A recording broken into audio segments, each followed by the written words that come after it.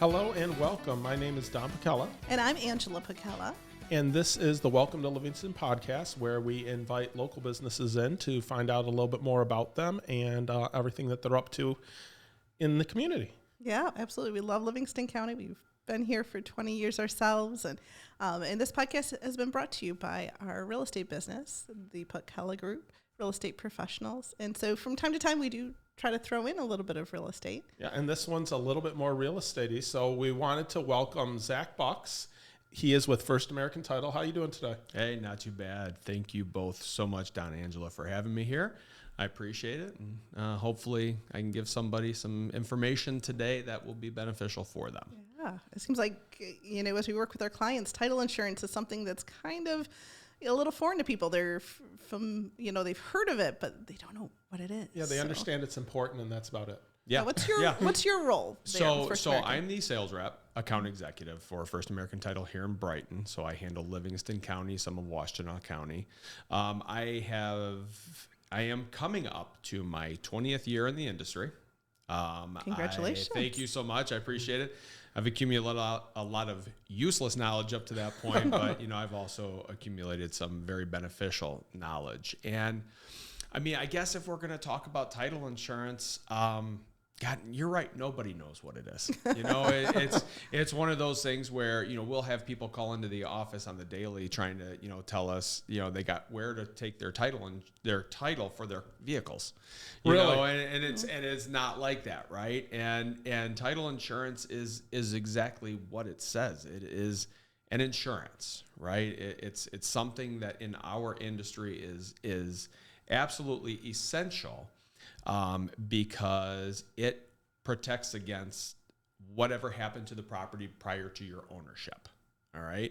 So title insurance protects against the unknown, just like car insurance protects against an accident. Nobody knows when they're going to get into an accident, right? Right. So we try to protect against the unknown, or more importantly, what's the known when we search back on the title on the property. Right. I don't want to delve too far into it because we're going to probably bleed this out throughout our conversation. Right.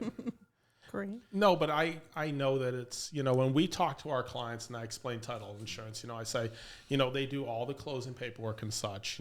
They make sure there's no clouds on the title. They make sure there's no liens on the title, or how you or someone else told me, they make sure that, a long lost uncle isn't knocking on the door. Correct. And that's the best way to say that. Right.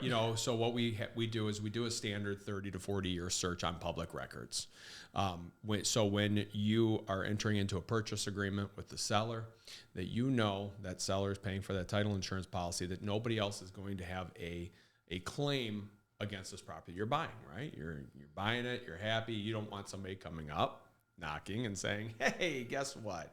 That deed from 1984 that had my signature on it, not my signature. I'm going to claim I have an interest to this property. Right. Yeah, that's what we insure against. We insure that almost giving you peace of mind, right? That the house that you're buying is going to be yours. Is going to be yours. Yeah, through your ownership, through the tenure of your ownership.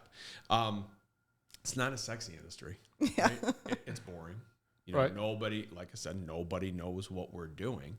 But I think it's just very essential to the process. Now, originally, title insurance companies were just paid to do the search on the property, come up with a title commitment, and then insure the transaction. Later in the 80s, in the early 90s, lenders started hiring us to start doing the closings. Brokers actually used to do the buyer-seller statements. Right. I mean, so as the industry sort of morphed, we took on more and more responsibility. So now that your last touch point with us is going to be with us. It's going to be at the closing table. Right. And we're going to handle all of it, from the closing of the real estate docs to the closing of the lender docs, if there are any. Right. And then disperse all the monies where it needs to go, and just make sure that we issue title insurance policies, 2 of them. We'll go over that in just a little bit. Yeah. And then we'll go ahead and insure the property, so you have the peace of mind that if something does occur, right, we're going to take care of it. Right.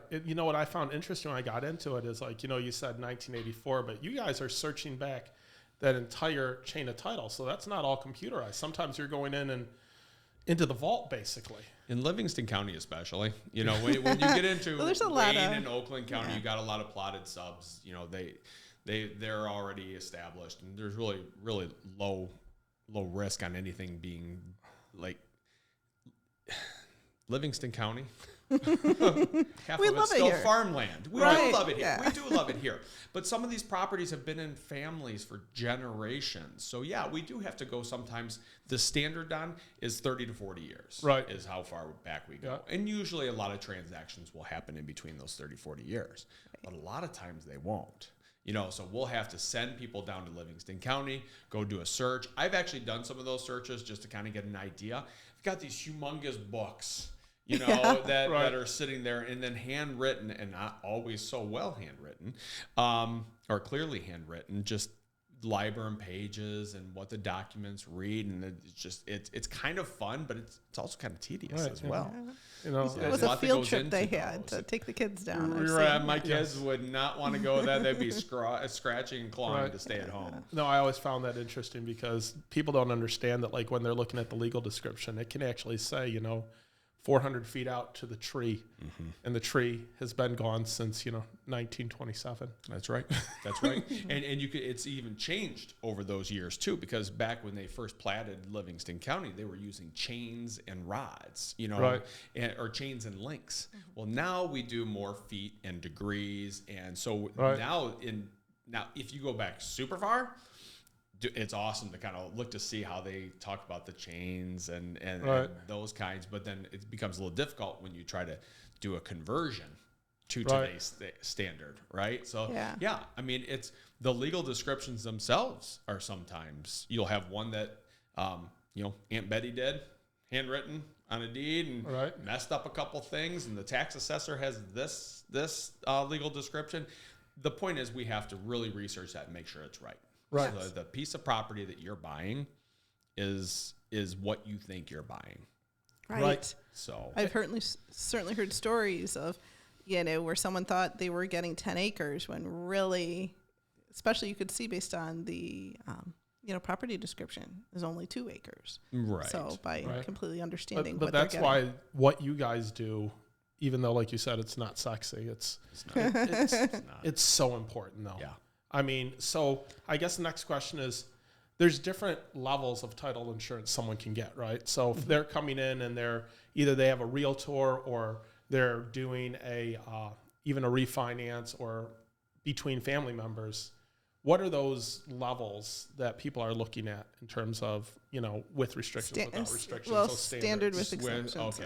With standard exceptions. Okay, so first of all, let's establish that there is a basic title insurance policy, then there is an expanded policy. Right. We'll keep those separate right now. Right. Your basic policy also has 2 different versions, I like to call it. You got the policy with standard exceptions and policies without standard exceptions. There is no cost difference between the 2 of those different policies. So I would like to get that out of the way real quick. The policy without standard exceptions, though, that's going to cover things like boundary disputes with the neighbor. That's going to cover any mechanics liens. And when I say mechanics lien, let's say the seller is trying to gussy up this property to sell, right? Hires a contractor like a plumber or a carpenter to, you know, kind of do some things. Didn't like what the carpenter did and said, forget you, I'm not paying you, right? Mm-hmm. So now that's a potential lien against the property. So a policy without standard exceptions, we're going to ask the seller to sign a form stating that they have not built anything onto the property that would encroach onto the neighbors, nor have their neighbors done the same to them. That'll take care of the boundary disputes. And then we have them sign something called an owner's affidavit at closing, which says, to the best of our belief, we haven't hired a tradesperson we haven't filed bankruptcy. We haven't gotten divorced. You know, basically anything that could really cloud up the title, saying, nope, we represent that this is truth. There's nothing that's been done since the recorded, anything that has not been recorded from the date that we can last see. There's a gap in title. So Wayne County, it's terrible. Livingston, it's only about 2 or 3 weeks. That nothing has happened in there that we can't see. And we haven't paid any. They have not. They've paid all the contractors. Right. So Nothing left unpaid. We can go back on them at that point and say, hey, guess what? You know, XYZ Carpentry just came up and said they did work on this property and you didn't pay them. So, Right. we're going to cover that for the buyer, so the buyer doesn't have to do it. But that's one of the things. So that's the without exceptions will cover those types of scenarios. The with standard exceptions, though, will not. Right. Okay. So with that, some title companies without exceptions will require a survey. Like I said, we have a survey affidavit signed Right. that says that they haven't got any of that. So really, it's a much better coverage without Right. standard exceptions, without geeking out too much. Right. Yeah, because a lot of times you don't know what you don't know, right? Amen.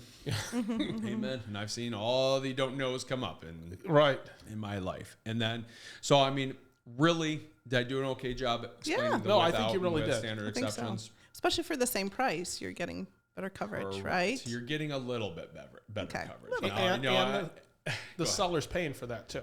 Correct. Right. Well, I can With say it is standard. It's standard, right? In this area that the seller will pay for that. Right. Usually that will be indicated on the purchase agreement. Right. I have seen, in the seller's market, Yeah. I've seen some of those costs be defrayed off to the buyer. Right. So, we're very careful to make sure, okay, who's paying that. But yes, standard, the seller does pay for that for the buyer, just like they do transfer taxes. So, Right. so that is paid. But we're talking Ford Gremlin, all right, to the Cadillac when we talk about the two different types of policies, the Right. standard policy and the expanded coverage policy. The price differential's like, It's like $150 to $300. So obviously the difference with your lower sales prices, and it's all based on your sales price. Okay, that's the way we work in Michigan. Basically, it's on average, I would say 200, because obviously as the policy amounts go up to the $600,000, $700,000, $800,000 homes, the price difference is usually about 300. Right. As with $150,000 homes, it's more like 150. but let's hear about all that it has to offer. I mean, that's what blows my mind. It protects covers everybody. so much more. So what a lot of people don't understand, the basic policy doesn't even guarantee that you can get a vehicle to the property. All right. It says you can get access to the property, but not vehicular access. The expanded coverage policy will do that. It'll also cover zoning violations, right? Let's, because, people love when they're redoing their basements to pull permits, right? Yeah. So we know that ain't happening. Right. But if the next homeowner comes in and says, oh, you know what, I want to have this done, I'm going to call the inspector out, and the inspector comes down and says, oh, didn't see that this basement was done. They're going to tag a violation on that because they have it as a non-completed basement, and now it is, right? Will that happen all the time? Maybe not, but if it does with a small deductible, then usually, that will be covered. Homeowners association violations, things that will cover some of those with a small deductible. The coverage, I mean, if I had the form, which I should have brought with me, there's like 10 things that the basic policy will cover, and then there's like 30 that the expanded coverage will cover. And it seems like those are like actual things that we've seen come up. Absolutely, Angela, they are. They are, and they're real things, right? Right. I mean, and it's real the things. non-conforming dock. It's the biggest one that I tell everybody about is the basements. Yeah. The permits weren't pulled.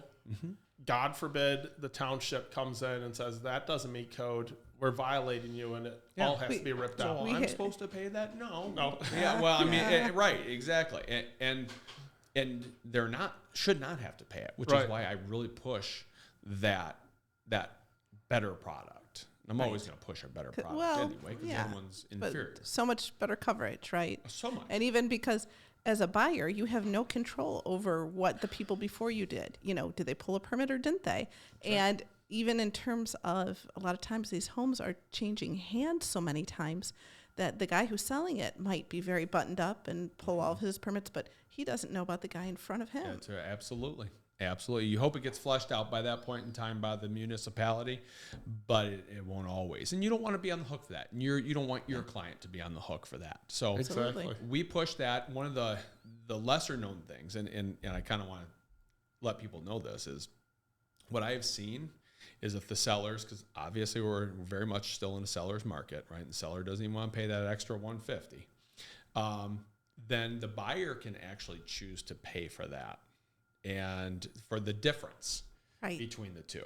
Right. So the only thing I caution against is if they are getting a mortgage, that they let their loan officer know very early on so that they can include that on their good faith. Well, what used to be their good faith estimate, but now their preliminary CD. Yeah, and for a couple $100 difference, I mean, why not? I mean, you're making the biggest investment of your life. Yeah. In the scope of the transaction, we're talking hundreds of thousands of dollars. Really, what's 150? Right. But to some people, it could be the world. But to most, be like, okay, that's acceptable. I'll go ahead and do that. Right. Yeah. Well, that definitely makes sense. So I feel like you've seen some crazy things over the years, huh? I mean, nothing super crazy, Ange. We see a lot of troubled properties with, lakefront properties. Let's not even talk about that. Lakefront properties, everybody wants to fight. Right. I cringe when I see lakefront properties. Still will insure them, but there's always disputes on where does your property start, where does your property end, where can I get access if I'm not living on the water? I'm supposed to be able to get access, off the water. One of the ones that kind of sticks out in my mind, I had a property. I'm not going to give addresses or anything. Good. Right. So the property was, let's say, across the street from the lake. Okay. And then there was this vacant lot that was on the other side that was advertised as you had deeded access to that, to use that to get into the water. Right. Okay. So yes, originally when the subdivision was platted out, they did have access to that. All right. So that's fine. And that is what was used to satisfy the buyer that that's happening. Well, nobody searched that vacant lot. And back in the 1980s or 70s, the whole subdivision basically deeded that lot to, I think it was like 3 or 4 homeowners that were to start an association. Whatever happened over the years, that didn't come to be. So you had 4 properties on the water that had access to this. So the buyer went to go put his boat in one time. They're like, you can't use this. What? I was told. Look, deeded access. Got that right? Right. Wow. So somebody was a little ticked. Right. Because obviously the value of your property goes up exponentially if you have access to water, right? And that's kind of the way of the world today. But, they didn't.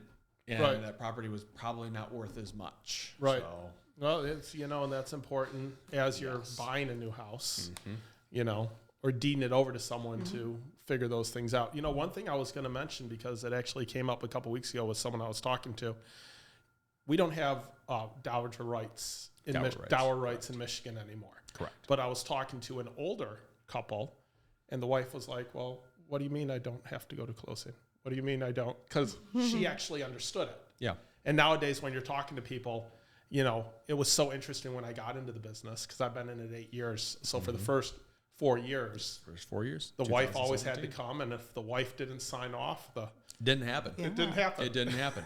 and for, but the funny thing about that, Don, reverse the situation. Angela, let's say you bought a property. Yeah. Okay. Before you married Don. Yeah. Okay. Don, you guys get married. And guess what? Dower rights didn't work in the reverse. No, it did not. Yep. Right. So she could sell and buy properties all day long out from underneath you, or with your knowledge. Right. And you didn't have to do it. Conversely, though, when a man would buy property, then the wife would get an automatic percentage. I mean, there was never really, it was like a 33% percentage interest in the property. Okay. Gotcha. So then the man could not refinance or sell the property without her acknowledgement. Yep. Wow. But they got rid of that because they said that was antiquated. Right. It was an antiquated system. So a lot of other states had gotten rid of it. So it was just, okay, now you can go ahead and buy and sell properties and without having to get your wife sign off on it. Yeah, but it's just so interesting because as the years go by and things change and such, because now we have, and a whole different topic, but the electronic signature. How has that changed your guys'? Well, but I was going to say, I had heard some horror stories of of people sneaking in and not having the right ID. Well, so what did that open the door to? Okay, because bad guys are going to be bad guys, right? Yeah. Right. And so what would happen would be, this happened in an other area to one Right. of our reps, where seller and supposed wife comes in, and they're signing, and it's time to, may I see the IDs, please? And the supposed wife is like, well, hold on, it's out in the car, right? She goes out to the car, out there for a little bit. He goes out, says, oh, something's wrong. I need to go out and see what's going on. Boom. Both Never are came gone. back. Never came back. So you know that the supposed wife was probably somebody just trying to sign off, hoping to get it, underneath everybody's radar, usually when it's busy, and it's kind of funny. That's why we get IDs, people. This is why we ID people right now, is because we don't want to give to bad actors that opportunity. screw somebody out of their percentage of the money. Yeah. Right. Yeah. Right. So anyway, that got taken away, so that alleviated us of any of those situations. Right. So Certainly seen things change over the years. Oh, And so much. to your point, so the much electronic evolution. signatures, that's kind of a little newer, right? Well, we can thank COVID for that. Right. For the longest time, the municipalities or the Register of Deeds, they were kind of dragging their feet about, accepting electronically signed and notarized documents, deeds and mortgages in specific. So a couple of lenders had tried in about 2007, 2008 to sort of turn the process into a electronic process. They failed. The technology just wasn't there yet. The servers would fail halfway through a closing, and then you have to restart over, or couldn't get back into it till the next day. It was a mess. But when COVID came about, it really kind of galvanized that portion of our industry. We're like, well, we have no options now. So what do we do? Right. So, the governor signed some temporary orders that we can accept those now. So title companies started, getting into the RON closings, getting into the different ways that we can actually get these people to sign in an era where everybody was afraid to go out of their house. So, so the electronic signatures, then we kind of were ready for it. Yeah. We're a technology-based title company anyway. So we had the technology in place. We just kind of needed the government, and specifically our Register of Deeds government people, to get on board with accepting it. And then once they did, then boom. I mean, these things move fast. I mean, everybody was like, okay, we're doing RON training. And everybody, I speak to my competitors, are very good at it too. Everybody's kind of perfected that, and it's made it very convenient for people. We have a lot of people coming in from out of state to purchase these properties, so it really gives them an option where they don't have to fly in to sign their closing documents. Yeah. Exactly.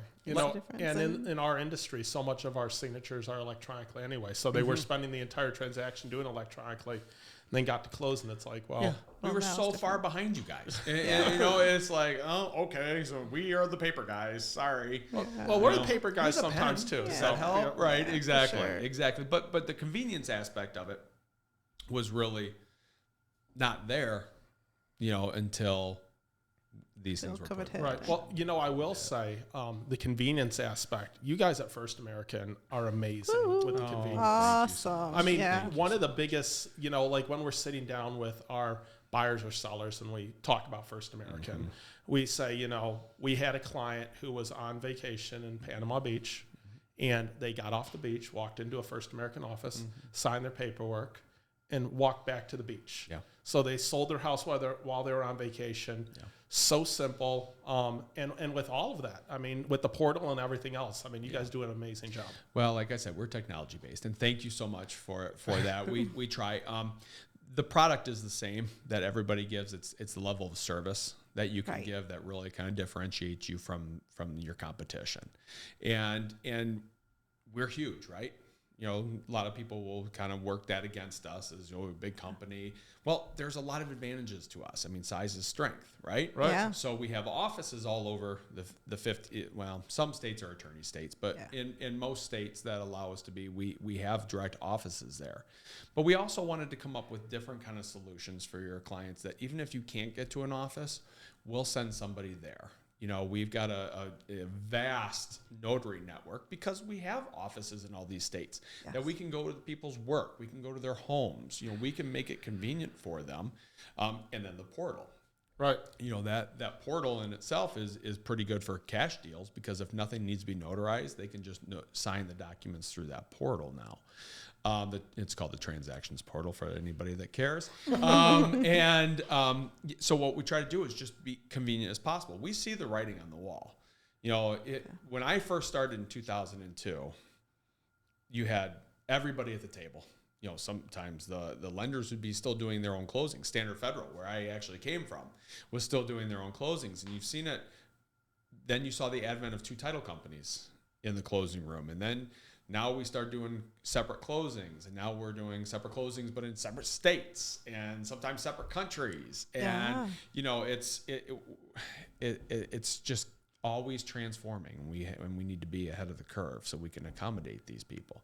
Right. Yes, I appreciate that. I appreciate it very much because we do, you know, have a service promise that, you know, we are going to do whatever we can to make you look great in front of your clients. Right. And service is the only differentiating factor there.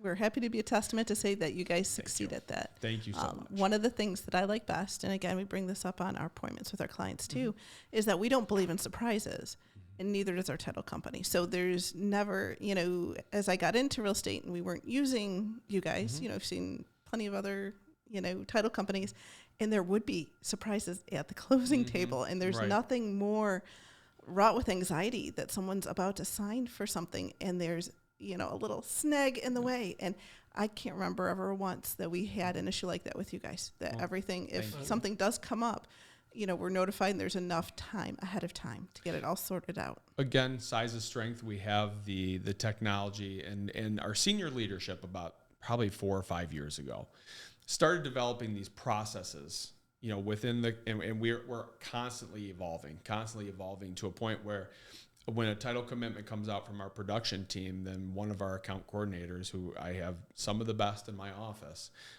they'll reach out to you right away, say, hey, here's, and we're talking 30 days before the transaction is supposed to close. Yeah. You know, here we go. We have a old loan on file. We have an old equity loan on file. We need to work on these. Equity loans in specific, just in case anybody gets frustrated with their title company, why we're asking for that to be taken care of is most equity loans have a draw period of 10 years.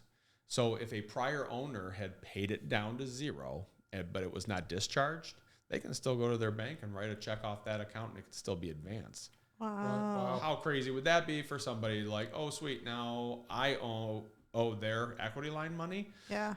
So we really have to make sure our equity lines are taken care of, right? Especially from prior owners. Well, exactly. And appropriately discharged. And, you know, I was going to hit on pre-title for a second, but to the other point there, when we had our house, the house before and now refinanced, and we had it done through you guys, they found that we had an old equity loan on the house that had been closed and been paid off, but the bank had never discharged it. And they didn't have it anymore. So it was, hey, we've got some hoops to jump through, but let's hear about those hoops 2-3 weeks in front of closing instead of 2 days. 2 days in front of closing. So now I'm scrambling, right? Right. You know, the problem with a lot of the banks is, Don, before you got into it, Angela, when did you get into it? I got into it in 2015. 2015. So you guys were after the 2000, 2007, 2008 debacle. When that happened, a lot of these banks like GMAC Mortgage, some of the bigger Wells Fargo's, Wachovia's, they all end up just shutting their doors. It was this crazy just time of banks going belly up, and then who's then responsible for discharging those mortgages? So one of the things that's difficult for us that we've been able to kind of develop streamline is to find out who's responsible for them.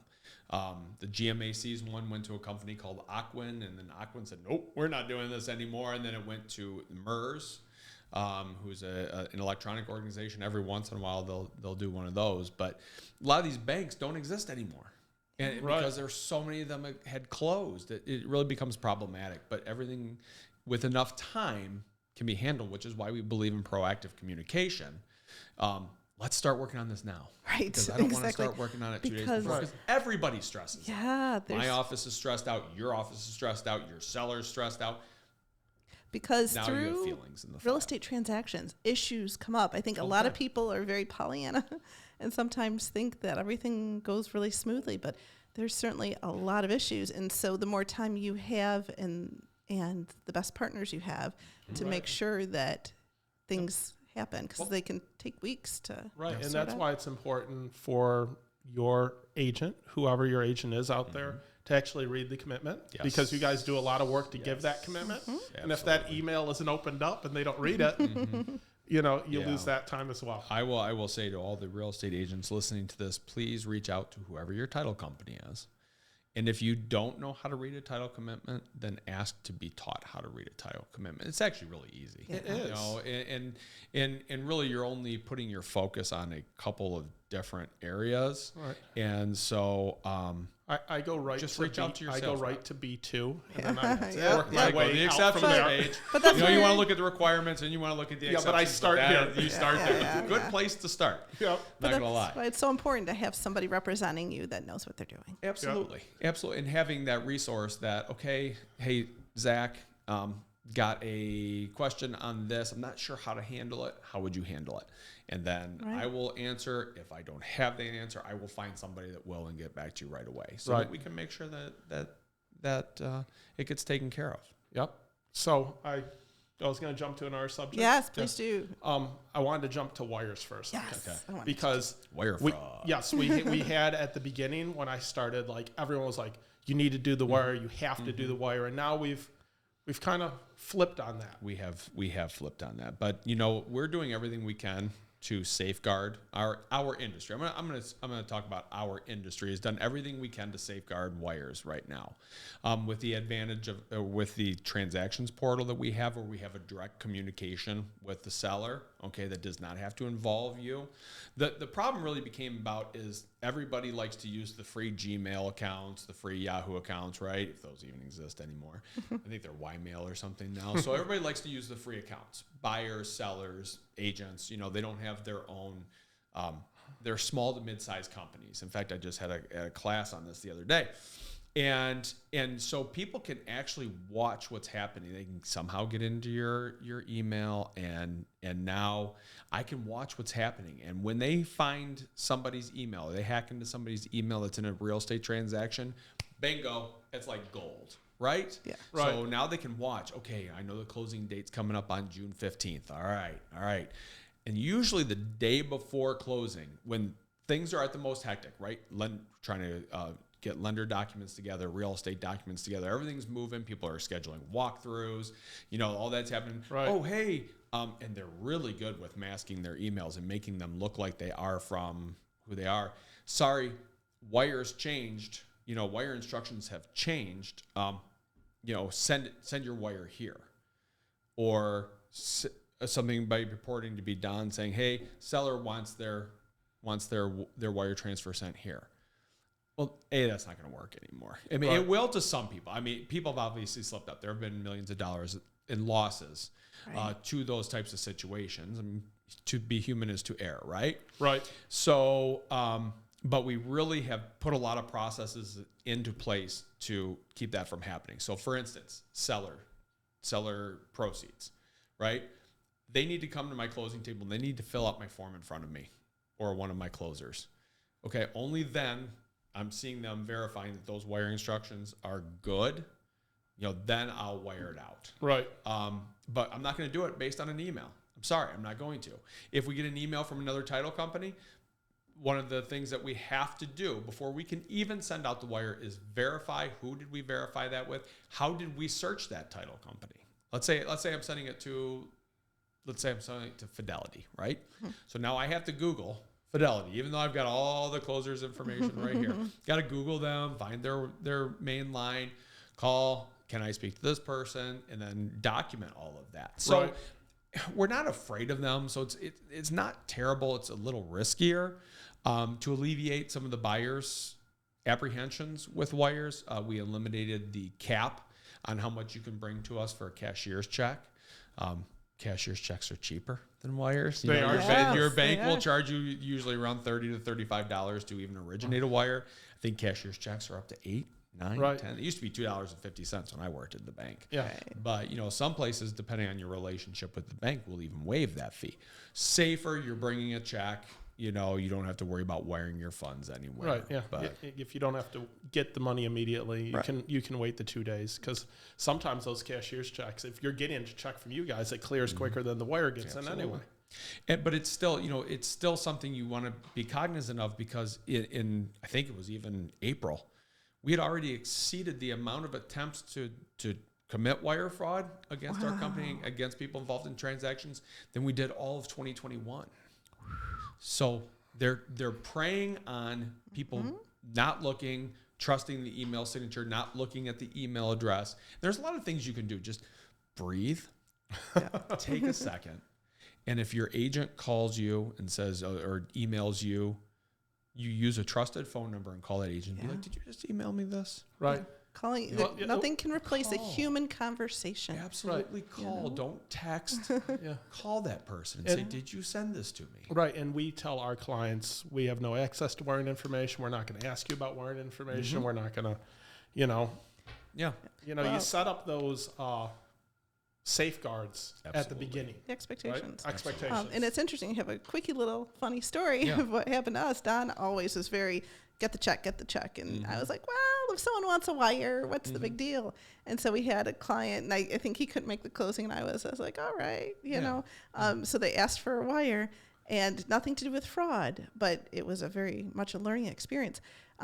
They actually put the wrong account on where they wanted their proceeds sent to. They put their mortgage account. They put their loan account. So it paid off the mortgage twice. The mortgage twice. Right. The only issue was it was going into a holiday weekend. Yeah. So they had to wait till.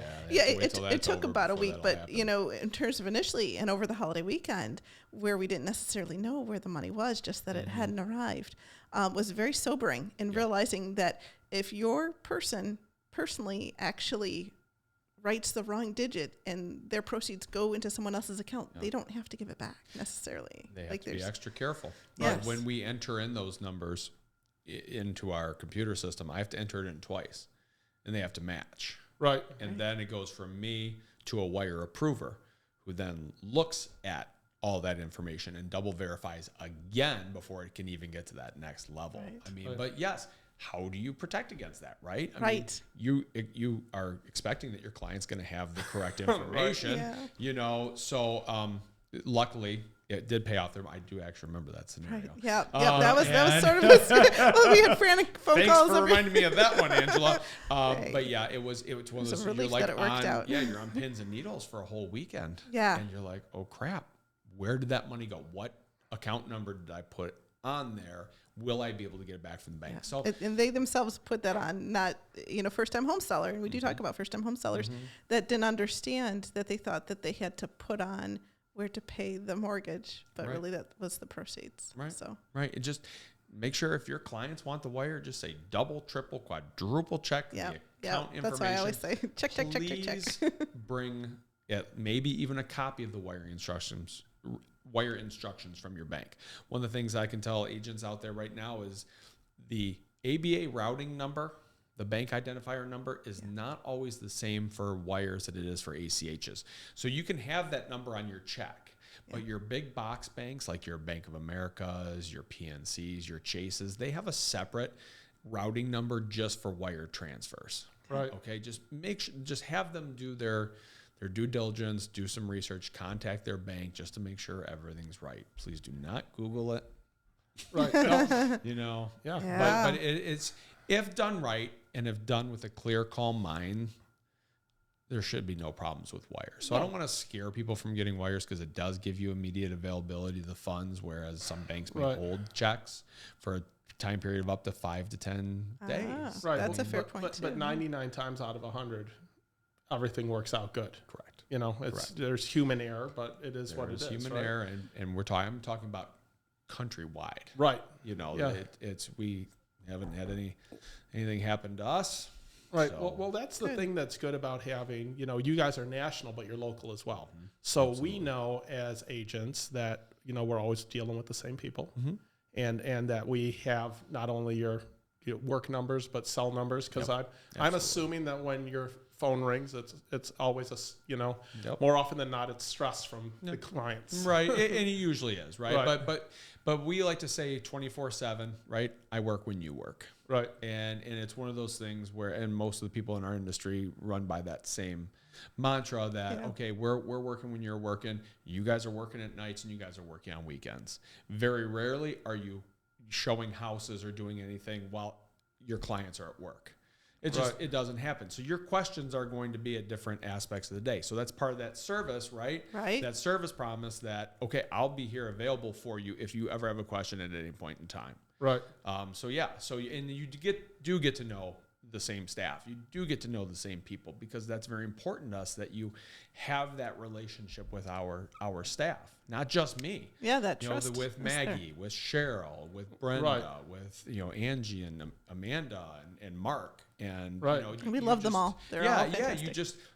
And if you feel that way, it's so much easier that if a problem does happen or something is missed, it's a lot easier to. Well, and you guys all have a good ease about you in going through the closing, because, you know, as the buyers and the sellers, they're signing a lot of documents, and you guys have a lot of documents to explain. So, Absolutely. you know, being able to, you know, explain each of those without it not being, I'm going to explain this sheet of paper for the next 5 minutes. Right, exactly. That's nice. Yeah, we're going to take 10 minutes on this page. Yeah. You know, Nobody wants the docs are pretty standard. They haven't changed since I've started, for the most part. So, you know, having a knowledgeable staff really helps as well, just so that they can make, because there are a lot of emotions in these transactions. Right. Especially as you have such competition for these homes. Sometimes you have buyers that feel like they may have overpaid for this, and so they're kind of coming in with a little chip on their shoulder. Maybe there was something happened at the inspection that the buyers wanted fixed, that the sellers were like, this is ridiculous. You know, I've lived at this house for 10 years with this problem. You know, why should I have to fix it? You know, there's a lot of different things that happen throughout the transaction that can bring that tension in there. And really what you want to do is just come in and diffuse that right away. Yeah. Get people to start laughing, get people to start, you know, just kind of just chilling out a little bit. And that comes to reading the room, right? I mean, you got to read, what type of people do I have? And you almost have to be a chameleon. You almost have to be somebody that's like, okay, I can adapt to this style, right? More conservative, just wants the numbers, doesn't want my jokes. Yeah. Then you have the people that love the jokes, don't care what I'm saying, just want to sign their name. And then you got most of your people are going to kind of be in between that. But you have to be able to read that very quickly from all the parties and account to their style, because they feel more comfortable in their style. So that's one of the things that we have ongoing training to try to identify those types of styles, to try to identify those and be knowledgeable. And got a lot of experience in our office. In fact, I'm going to give props out to the Livingston County title companies. They all have a ton of experience, and they're all very amazing. Yeah, they are. And you guys all work so well together. So well. Yeah. So well. I was going to tout that up earlier, because we do have split closings now, where the one title company will represent the borrowers and one will represent the sellers. But we've all been together doing this so long that it's so easy to work, especially with our Livingston County title company. Right. Some of the outliers, you know, ones that are maybe on the east side, maybe somewhere, you know, in Wayne County or in areas that we're not used to having the relationships, sometimes communication gets lost, but usually, you know, we're all pros and it's really easy to work together. So awesome. We got good people out here in Loving. Yeah, so I know we've hit on a lot of things. Is there any other specific thing that you just want people to know about title insurance, about what you guys do at First American? Don't dismiss us.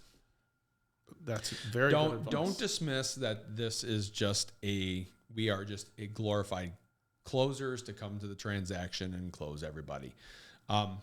You touched on it. Read the title commitment.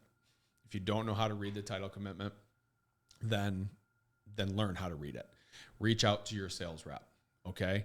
A lot of the stuff we need help on. Okay. So sometimes discharging old mortgages, sometimes we're going to need some help. Please don't dismiss our calls for help in emails or phone calls and just say, I'll get back to you next week.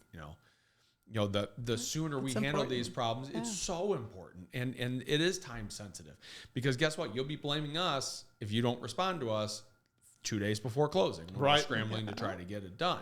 So please, if we are asking for help, there's a reason we're asking for help. And please, understand what we do. And as real estate professionals, we're a team, right? Right. We're a part of each other's teams. And we work best together, not individually. Right. Yeah. Well, that's really good advice. Yeah. That's all I agree. Yeah. I'm exhausted. Yes. Did you want to ask your? No, I think I know we're running a little long here, but maybe 60 seconds or less. What do you love about Livingston County? 60 seconds or less. That's a lot. I moved out here. I started working out here in 2011. Moved my family out in 2014. I love the lakes. I love the recreation opportunities. I love the people. Okay, the people have the very small town thoughts. Being in the schools in the area, just people are generally so pleasant to deal with. I love that there's a country road around every traffic jam out here, because when you're in Westland or Canton, traffic's terrible. Out here, there's usually a dirt road somewhere you can get around. Yeah. I love her people. I love the layout, and I love everything about Livingston County. That is awesome. Yeah. So how do people get a hold of First American? So there's a couple different ways. If you're looking for First American in another area, you can go www.firstam.com. If you want to reach out to me, use my first initial Z, last name Bux, B-U-X, at firstam.com. That's spelled out as FIRSTAM.com. If you want to call me, I will always take calls on my cell phone at 734-417-4160. Awesome. Many different options. Yep. And our office line is 810-229-2700. So Perfect. so we'll many put it different in the options. show notes Yes, too. we And will. all that. Yeah. And to everyone out there, remember, title insurance is important. First American does an amazing job. They are a very important part of every real estate transaction. So reach out to them. And for our podcast, check out our podcast online, anywhere you can find podcasts, or just go to our website, welcometolivingston.com. You can check us out for real estate there, or find all of our previous podcasts to subscribe and check that out. So thank you so much for coming in today. Oh, Don Angelo, thank you so much for having me. I really appreciate being on here, guys. Well, thank you so much. And welcome to Livingston. Livingston.